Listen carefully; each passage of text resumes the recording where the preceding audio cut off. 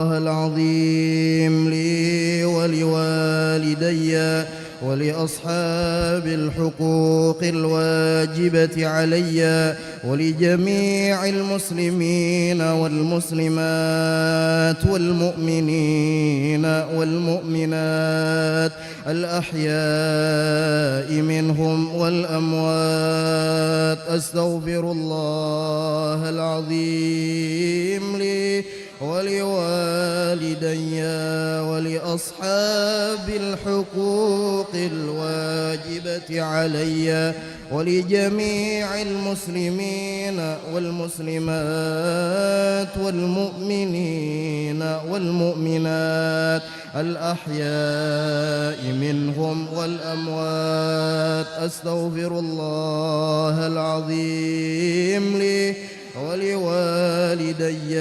ولأصحاب الحقوق الواجبة علي ولجميع المسلمين والمسلمات والمؤمنين والمؤمنات الأحياء منهم بنية القبول وتمام كل سؤل ومأمول، وإلى حضرة الرسول صلى الله عليه وسلم وأهل بيته الكرام والصحابة والقرابة والتابعين وتبع التابعين ومن تبعهم بإحسان إلى يوم الدين، ثم إلى أرواح والدينا ومشايخنا وذوي الحقوق علينا وعليهم أجمعين، أن الله تعالى يتغشاهم بالرحمة والمغفرة ويعيد علينا من بركاتهم وأسرارهم وأنوارهم وعلومهم ونفحاتهم وخصوصياتهم وكراماتهم في الدين والدنيا والآخرة، وعلى من وبه مشايخنا. الفاتحة. أعوذ بالله من الشيطان الرجيم. بسم الله الرحمن الرحيم. الحمد لله رب العالمين الرحمن الرحيم مالك يوم الدين، إياك نعبد وإياك نستعين اهدنا الصراط المستقيم صراط الذين أنعمت عليهم غير المغضوب عليهم ولا الضالين. فيا أيها الراجون منه شفاعة صلوا عليه سلموا تسليما صل وسلم وبارك عليه. يا أيها المشتاقون إلى رؤيا جماله صلوا عليه وسلموا تسليما. ثم صل وسلم وبارك عليه. يا من يخطب وصاله يقظة ومناما صلوا عليه سلموا تسليما. اللهم صل وسلم. يا ربي صل على محمد أشرف بدر في الكون أشراق.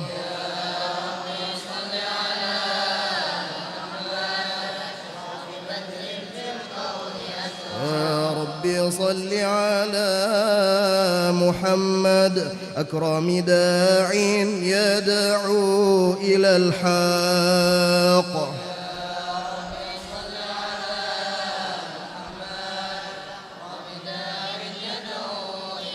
يا ربي صل على محمد المصطفى الصادق المصدق.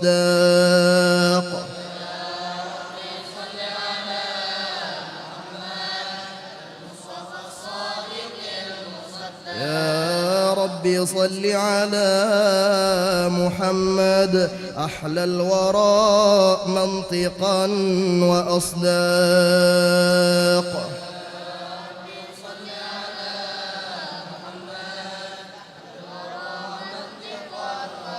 يا ربي صل على محمد أفضل من بالتقى تحقق.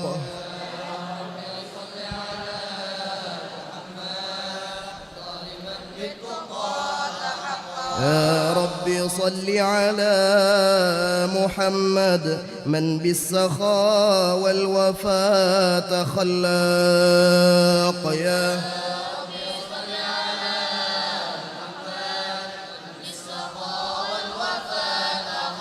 يا رب صل على محمد واجمع من الشمل ما تفرق.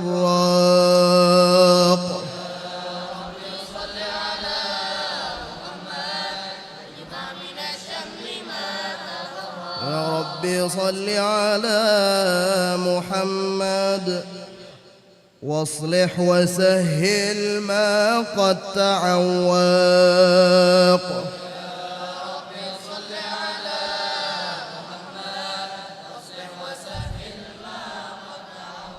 يا رب صل على محمد وافتح من الخير كل مغلق. يا رب صل على محمد وافتح من الخير كل مغلق. يا رب صل على محمد وآله ومن بالنبي تعلق.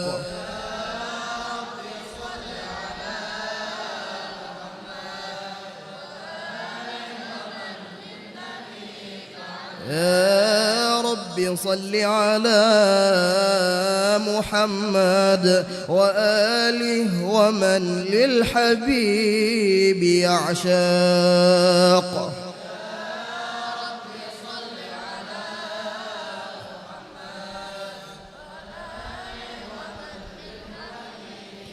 يا رب صل على محمد ومن بحبل النبي توثق.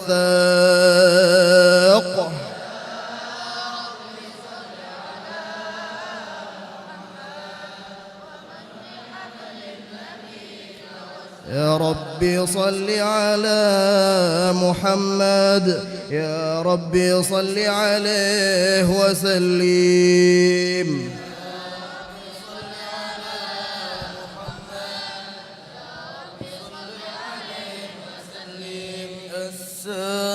السلام عليك زين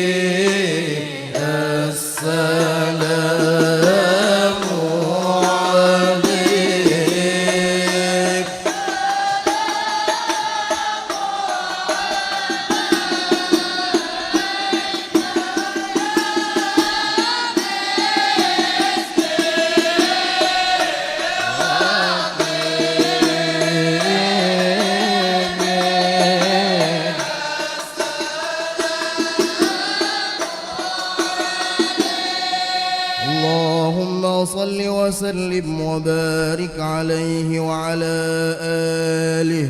أعوذ بالله من الشيطان الرجيم. لقد جاءكم رسول من أنفسكم عزيز عليه ما عنتم حريص عليكم بالمؤمنين رؤوف رحيم. فإن تولوا فقل حسبي الله لا إله إلا هو عليه توكلت وهو رب العرش العظيم. إن الله وملائكته يصلون على النبي يا أيها الذين آمنوا صلوا عليه وسلموا تسليما. اللهم صل وسلم وبارك عليه. بسم الله الرحمن الرحيم. الحمد لله القوي سلطانه الواضح برهانه المبسوط في الوجود كرمه وإحسانه. تعالى مجده وعظم شانه. خلق الخلق لحكمة وطوى عليها علمه. وبسط لهم من فائض المنة ما جرت به في أقداره القسمة. فأرسل إليهم أشرف خلقه وأجل عبيده رحمة. تعلقت إرادته الأزلية بخلق هذا العبد المحبوب. فانتشرت آثار شرفه في عوالم الشهادة والغيوب. فما أجل هذا المن الذي تكرم به المنان. وما أعظم هذا الفضل الذي برز من حضرة الإحسان. صورة كاملة ظهرت في هيكل محمود. فتعطرت بوجودها أكناف الوجود. وطرزت برد العوالم بطراز التكريم. اللهم صل وسلم أشرف الصلاة والتسليم على سيدنا ونبينا محمد الرؤوف الرحيم. اللهم صل وسلم وبارك عليه وعلى آله. تجلى الحق في عالم قدسه الواسع تجليا قضى بانتشار فضله في القريب والشاسع. فله الحمد الذي لا تنحصر أفراده بتعداد ولا يمل تكراره بكثرة ترداد. حيث أبرز من عالم الإمكان صورة هذا الإنسان ليتشرف بوجوده الثقلان وتنتشر أسراره في الأكوان. فما من سر اتصل به قلب منيب إلا من سوابغ فضل الله على هذا الحبيب. يا لقلب سروره قد توالى بحبيب عم الأنام نوالا. جل من شرف الوجود بنور غمر الكون بهجة وجمالا. قد ترقى في الحسن أعلى مقام وتناهى في مجده وتعالى. لاحظته العيون فيما اجتلته بشرا كاملا يزيح الضلالا. وهو من فوق علم ما قد رأته رفعة في شؤونه وكمالا. فسبحان الذي أبرز من حضرة الامتنان ما يعجز عن وصفه اللسان ويحار في تعقل معانيه الجنان. انتشر منه في عالم البطون والظهور ما ملأ الوجود الخلقي نور. فتبارك الله من إله كريم بشرتنا آياته في الذكر الحكيم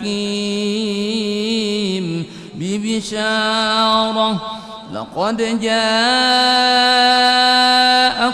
رسول من أنفسكم عزيز عليه ما عنتم حريص عليكم بالمؤمنين رؤوف رحيم.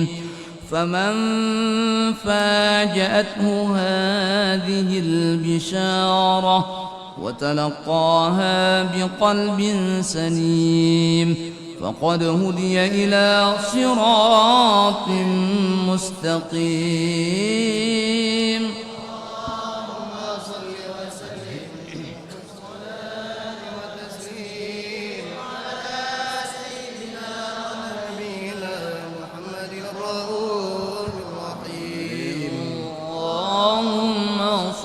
وسلم وبارك عليه وعلى آله. واشهد أن لا إله إلا الله وحده لا شريك له شهادة تعرب بها اللسان عما تضمنه الجنان من التصديق بها والإذعان.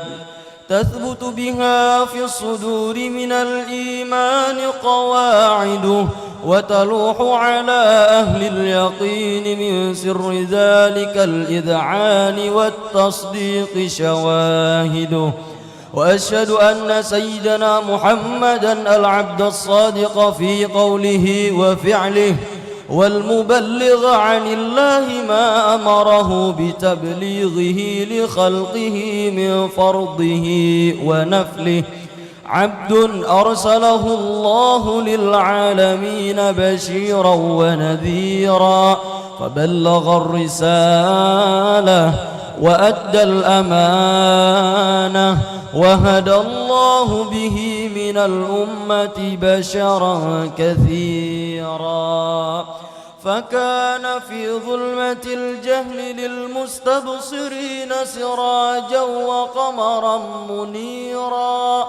فما أعظمها من منة تكرم الله بها على البشر وما أوسعها من نعمة انتشر سرها في البحر والبر.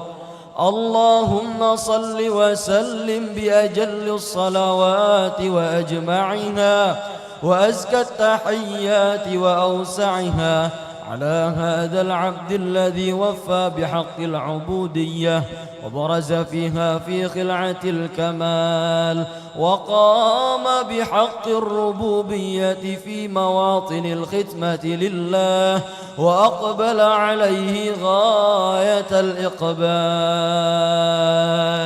صلاة يتصل بها روح المصلي عليه به صلاة يتصل بها روح المصلي عليه به صلاة يتصل بها روح المصلي عليه به فينبسط في قلبه نور سر تعلقه به وحبه ويكتب بها بعناية الله في حزبه وعلى آله وصحبه الذين ارتقوا صهوة المجد بقربه وتفيأوا ظلال الشرف الأصلي بوده وحبه ما عطر الأكوان بنشر ذكراهم نسيم.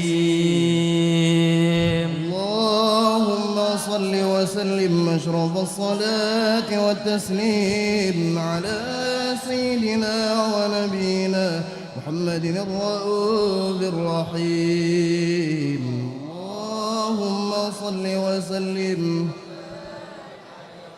اللهم صل وسلم على سيدنا محمد وعلى آل سيدنا محمد.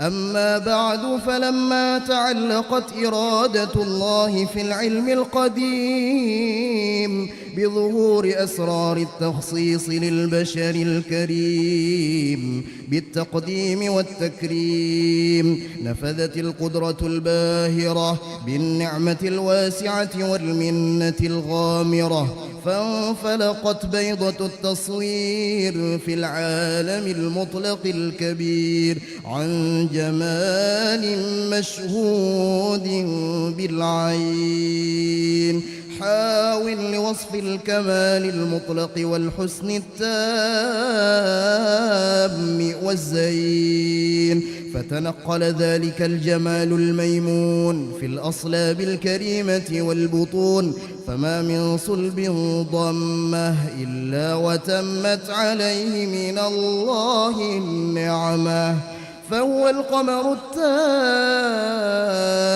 الذي يتنقل في بروجه ليتشرف به موطن استقراره وموضع خروجه. وقد قضت الأقدار الأزلية بما قضت، وأظهرت من سر هذا النور ما أظهرت، وخصصت به من خصصت، فكان مستقره في الأصلاب الفاخرة والأرحام الشريفة الطاهرة، حتى برز في عالم الشهادة بشرا لا كالبشر، ونورا حير الأفكار ظهوره وبهر، فتعلقت همة الراقم لهذه الحروف بأن يرقم في هذا القرطاس ما هو لديه من عجائب ذلك النور معروف، وإن كانت الألسن لا تفي بعشر معشار أوصاف ذلك الموصوف، تشويقا للسامعين من خواص المؤمنين، وترويحا للمتعلقين بهذا النور المبين. وإلا فأنا تعرب الأقلام عن شؤون خير الأنام، ولكن هزني إلى تدوين ما حفظته من سير أشرف المخلوقين، وما أكرمه الله به في مولده من الفضل الذي عم العالمين، وبقيت رايته في الكون منشورة على مر الأيام والشهور والسنين. داعي التعلق بهذه الحضرة الكريمة، ولاعي التشوق إلى سماع أوصافها العظيمة، ولعل الله ينفع به المتكلم والسامع، ولعل الله ينفع به المتكلم والسامع، ولعل الله ينفع به المتكلم والسامع، فيدخلان في شفاعة هذا النبي الشافع يرتفع ويتروحان بروح ذلك النعيم. وسلم أشرف الصلاة والتسليم على سيدنا محمد الرؤوف الرحيم. بارك عليه. وقد آن للقلم أن يخط ما حركته فيه الأنامل مما استفاده الفهم من صفات هذا العبد المحبوب الكامل وشمائله التي هي أحسن الشمائل. وهنا حسن أن نثبت ما بلغ إلينا في شأن هذا الحبيب من أخبار وآثار ليتشرف بكتابته القلم والقرطاس وتتنزه في حدائقه الأسماع والأبصار. وقد بلغنا في الأحاديث المشهورة أن أول شيء خلقه الله هو النور المودع في هذه السورة. فنور هذا الحبيب أول مخلوق برز في العالم ومنه تفرع الوجود خلقا بعد خلق فيما حدث وما تقادم. وقد أخرج عبد الرزاق بسنده عن جابر بن عبد الله الأنصاري رضي الله عنهما قال: قلت يا رسول الله بأبي وأمي أخبرني عن أول شيء خلقه الله قبل الأشياء. قال: يا جابر إن الله خلق قبل الأشياء نور نبيك محمد صلى الله عليه وسلم من نوره. وقد ورد من حديث أبي هريرة رضي الله عنه أنه قال: قال رسول الله صلى الله عليه وسلم: كنت أول النبيين في الخلق وآخرهم في البعث. وقد تعددت الروايات بأنه أول الخلق وجودا وأشرفهم مولودا. ولما كانت السعادة الأبدية لها ملاحظة خفية اختصت من شاءت من البرية بكمال الخصوصية فاستودعت هذا النور المبين أصلاب وبطون ما شرفته من العالمين.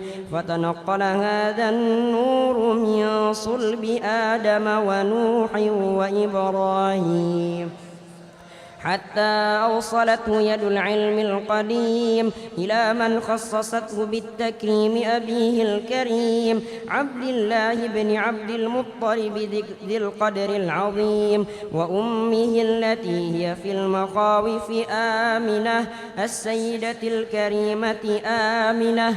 فتلقاه صلب عبد الله فألقاه إلى بطنها فضمته أحشاؤها بمعونة الله محافظة على حق هذه الدرة وصونها، فحملته برعاية الله كما ورد عنها حملا خفيفا لا تجد له ثقلا ولا تشكو منه ألما ولا عللا، حتى مر الشهر بعد الشهر من حمله وقرب وقت بروزه إلى عالم الشهادة لتنبسط على أهل هذا العالم فيوضات فضله وتنتشر فيه آثار مجده الصميم. اللهم صل وسلم أشرف الصلاة والتسليم على سيدنا نبينا محمد الرؤوف الرحيم. صل وسلم. الحمد لله والشكر لله، الحمد لله والشكر لله.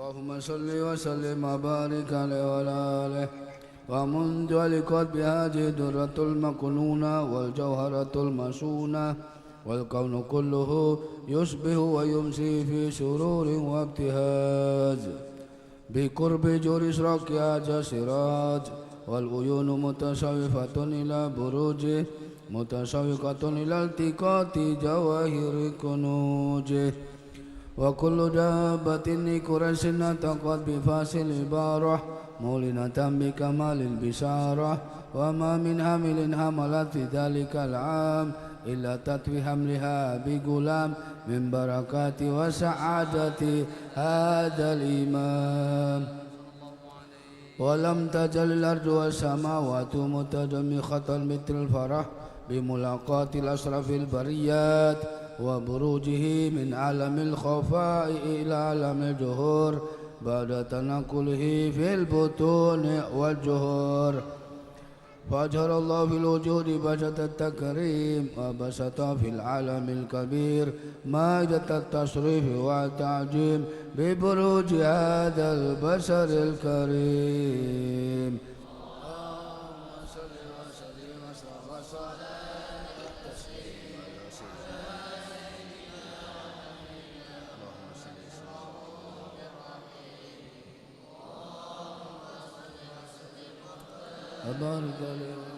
اللهم صل وسلم وبارك عليه وعلى آله فهنا كربا والودحاد الحبيب أعلنت السماوات والأرضون معا فيهن بترهيب وأمطار الجود لله على أهل الوجود تشج وألسنة الملائكة بتبشير للعالمين تائج سبحان الله الحمد لله ولا إله إلا الله الله أكبر سبحان الله الحمد لله ولا إله إلا الله والله أكبر سبحان الله ولا إله إلا الله والله أكبر والقدرة كشفت كنهاج المستور ليبرج نوره كاملا في عالم الجهور نورا فوق كل نور وأنفذ الحقوق على من أتم الله عليه النعمة من خواص الأمة أن يهجر عند وجه أمة تانسا لجنابها المسعود ومشاركة لها فيها جسمات الممدود فحضرت بتوفيق الله سيدة مريم وسيدة آسيا ومعهما من الحور العين من قسم الله له من أشرف بالقسمة الوافية فأتى الوقت الذي رتب الله على حضوره وجود هذا المولود فانفلق شب الكمال من النور عن عمود وبرج الحامد المحمود مدنا لله بالتعظيم والسجود صلى الله على محمد صلى الله عليه وسلم صلى الله على محمد صلى الله عليه وسلم صلى الله على محمد يا ربي صلي أشرق البدر علينا وختف بدر التمام مثل حسن ما رأينا في العراقين وشام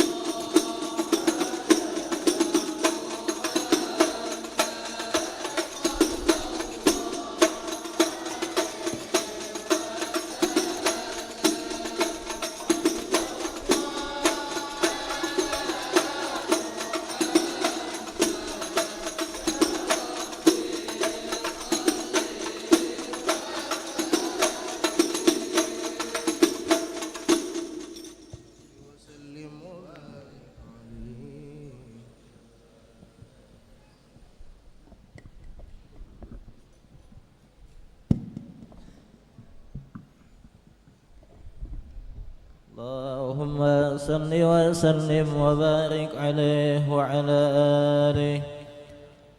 ولقد اتصب صلى الله عليه وآله وسلم من محاسن الأخلاق بما تضيق عن كتابته بدون الأوراق. كان صلى الله عليه وآله وسلم أحسن الناس خلقا وخلقا وأولهم إلى مكارم الأخلاق سبقا وأوسعهم بالمؤمنين حلما ورفقا. برا رؤوفا لا يكون ولا يفعل إلا معروفا. له الخلق السهل واللفظ المحتوي على المعنى الجزل.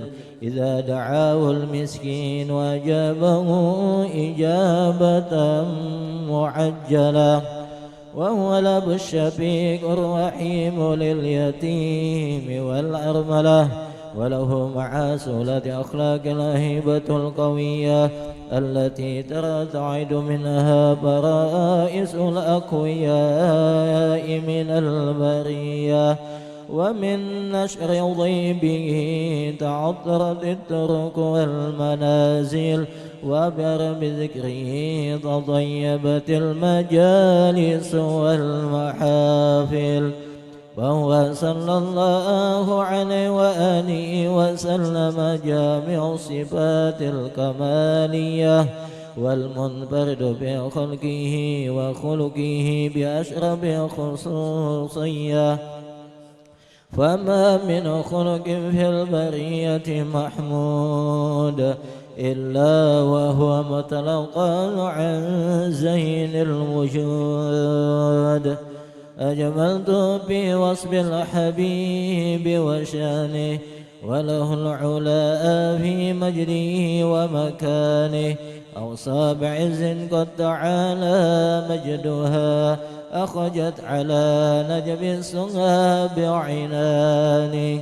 وقد انبسط القلم بتدوين ما أفهد العلم من وقع مولد النبي الكريم وحكاية ما أكرم الله به هذا العبد المقرب من التكريم والتعظيم والخلق العظيم. فحسن مني أن أمسك عنة الأقلام في هذا المقام وأكره السلام على سيد الأنام. السلام عليك أيها النبي ورحمة الله وبركاته. السلام عليك أيها النبي ورحمة الله وبركاته. السلام عليك أيها النبي ورحمة الله وبركاته. وبذلك يسر ختم كما يسر تقديم وعليه أفضل الصلاة والتسليم. اللهم صل وسلم على سيدنا ونبينا محمد الرؤوف الرحيم. اللهم صل وسلم. وجهك الميمون حجتنا يوم يأتي الناس يوم يأتي الناس يوم يأتي الناس بالحجج رسول الله سلام عليه يا رفيع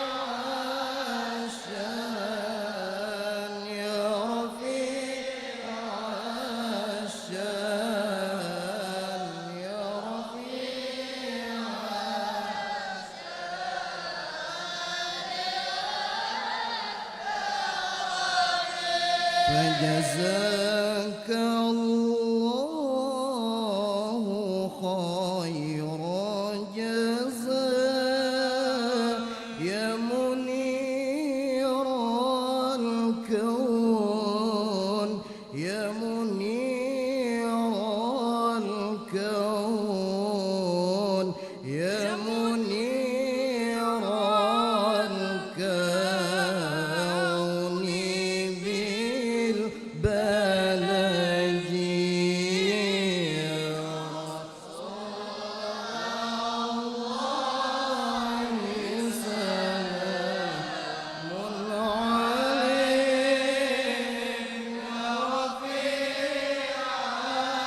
الشان يا رفيع الشان يا رفيع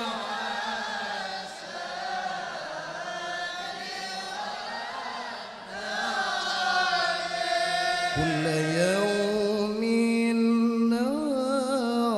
نرتجي فرجا رب عجل منك رب عجل منك رب عجل منك بالفرج يا رسول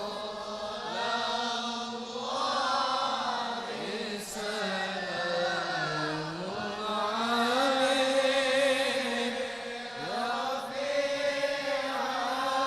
الشان يا رفيع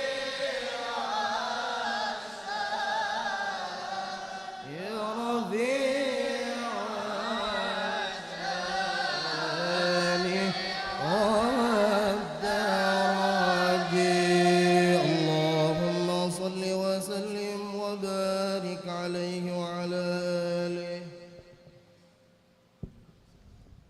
بسم الله الرحمن الرحيم الحمد لله رب العالمين اللهم صل وسلم على سيدنا محمد في الأولين اللهم صل وسلم على سيدنا محمد في الآخرين اللهم صل وسلم على سيدنا محمد في كل وقت وحين اللهم صل وسلم على سيدنا محمد في الملأ الأعلى إلى يوم الدين اللهم صل وسلم على سيدنا محمد وعلى آله وصحبه أجمعين. ولما نظم الفكر من دراري الأوصاف المحمدية عقودا توجهت إلى الله متوسلا بسيدي وحبيبي محمد صلى الله عليه وسلم أن يجعل سعي فيه مشكورا وفعلي فيه محمودا وأن يكتب عملي في الأعمال المقبولة وتوجهي في التوجهات الخالصة والصلات الموصولة. اللهم يا من إليه تتوجه الآمال فتعود ظافرة وعلى باب عزته تهد الريحان فتغشاها منه الفيوضات الغامرة. نتوجه إليك بأشرف الوسائل لديك سيد المرسلين عبدك الصادق الأمين سيدنا محمد الذي عمت رسالته العالمين أن تصلي وتسلم على تلك الذات الكاملة مستودع أمانتك وحافظ سرك وحامل راية دعوتك الشاملة الأب الأكبر المحبوب لك والمخصص بالشرف الأبخر في كل موطن من مواطن القرب ومظهر قاسم إمدادك في عبادك وساقي كؤوس إرشادك لأهل ودادك سيد القونين وأشرف الثقلين العبد المحبوب الخالص المخصوص منك بأجل الخصائص. اللهم صل وسلم عليه وعلى آله وأصحابه وأهل حضرة اقترابه من أحبابه. اللهم إنا نقدم إليك جاه هذا النبي الكريم ونتوسل إليك بشرف مقامه العظيم أن تلاحظنا في حركاتنا وسكناتنا بعين عنايتك وأن تحفظنا في جميع أطوارنا وتقلباتنا بجميل رعايتك وحصين وقايتك.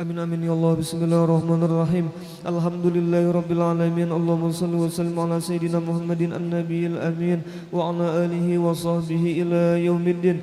Allahumma ij'al wa awsil wa ahdi wa balligh wa taqabbal thawaba ma qara'nahu wa ma 'amilnahu min anwa'il khairat fi hadzal majlisil mubarak hadiyatan balighah wa rahmatan nazilah wa barakatan syamilah wa sadaqatan mutaqabbalah nuqaddimuha wa nuhdiha ila hadrati nabiyina wa habibina wa syafi'ina sayyidina wa maulana Muhammadin sallallahu alaihi wasallam thumma ila arwahi abaihi wa azwajihi wa ikhwanihi minal anbiya'i wal mursalin salawatullahi wa salamuhu alaihi wa alaihim ajma'in wa ala ali kullin was sahabah wal qarabah wat tabi'in wa tabi'it tabi'in wa man tabi'ahum bi ihsanin ila yaumiddin thumma ila arwahil arba'atil a'immatil mujtahidin wa muqallidin bid-din wal ulama'il 'amilin wal fuqaha wal muhaddisin wal qurra'i wal mufassirin wa sadatus sufiyatil muhaqqiqin wa awliya'il kauni ajma'in wa ila arwahi jami'i amwatil muslimina wal muslimat wal mu'minina wal mu'minat khususan ila ruhi as-sayyid Syekh as-sayyid Muhammad bin Abdul Karim as-Saman al-Madani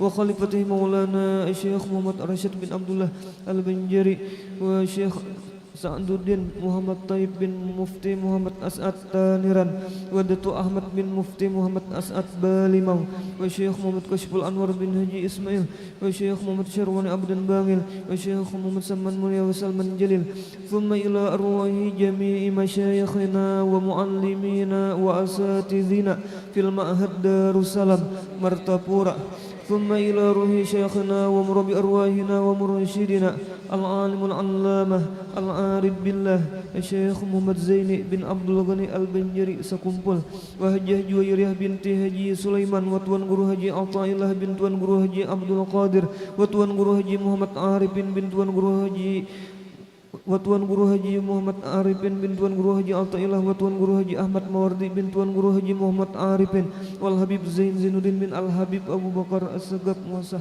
Wa Haji Ibrahim bin Haji Anan Wa Guru Haji Muhammad Saman bin Kumala Wa Guru Haji Fuad Bakhrudin bin Asmah Wa Guru Muhammad Hilmani bin Guru Haji Muhammad Ramli Wa Hajjah Arbainah binti Haji Ibrahim Wa Haji Suhaimi bin Haji Ibrahim Tu'ul bin Hawa Hajjah Siti Fatimah binti Rajab Jauhar binti Tu'al Thumma ila ruhi sahibil maulid al-imam al-habib Ali bin Muhammad bin Husin al-Habshi wa ila ruhi syekhana wa mursyidina al-alim al-fadil al-mukarram Syekh Muhammad Ridwan bin Tuan Guru Haji Hasan Basri wa usulihim wa furu'ihim thumma ila arwahi man anfaqu amwalahum wa jahadu bi amwalihim wa anfusihim fi hadzal ma'had minhajul 'abidin wa walidina wa walidihim wa amwatina wa amwatihim thumma ila arwahi man daja'ahum wa qarabahum min amwatil muslimina wal muslimat kafatan 'ammatan man lahum za'iru wa la za'ira lahum warhamil jami'a bi rahmatika ya Hannan ya Mannan ya arhamar rahimin Allahumma ighfir lahum warhamhum wa'afihim wa'fu anhum Allahumma ij'al quburahum rawdatan min riyadil jinan wa la taj'al quburahum hufratan min hufarin niran Allahumma in kanu muhsinina fazid bi ihsanihim wa in kanu musii'ina fatajawaz anhum bi rahmatika ya arhamar rahimin Rabbana ighfir lana wa li ikhwanina alladhina sabaquna bil iman wa la taj'al fi qulubina ghillan lil ladzina amanu rabbana innaka ra'ufur rahim wa sallallahu ala sayyidina Muhammadin wa ala alihi wa sahbihi ajma'in walhamdulillahi rabbil alamin wa ala man wa bihi ma shaykhuna al-Fatihah.